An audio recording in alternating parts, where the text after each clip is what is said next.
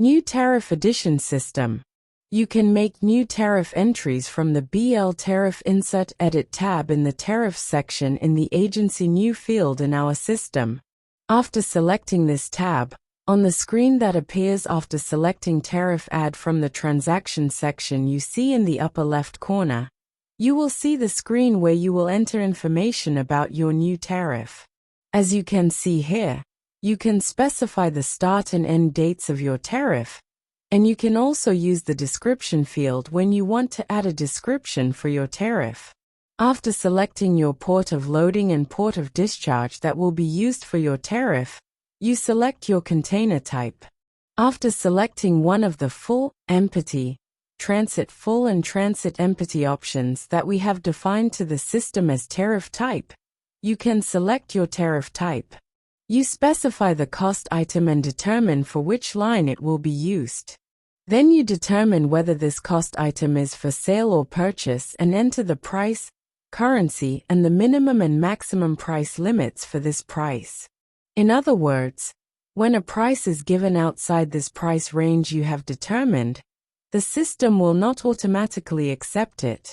After determining your customer, you specify whether this tariff will be applied to all containers, BLs belonging to this company or one time and press the Save button. After pressing the Save button, the User Add field will appear below. The purpose here is to authorize the selected user to withdraw this tariff price from the minimum price to a minimum price or to set a different price level for the user. After recording this process, you can check your tariff from your tariff list. If you want to add more than one tariff to the system, there is an option applied from eCasel in the tariff field that allows you to do this. When you select this option, you need to download and edit the sample Excel file at the top right of the screen that appears. After entering the information in the Excel format that appears, you need to fill in these fields in the columns at the end.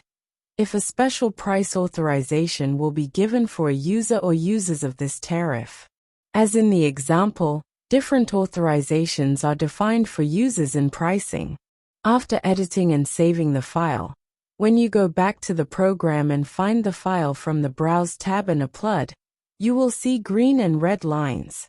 This means that there is no problem with the green recipes and they can be transferred to the system.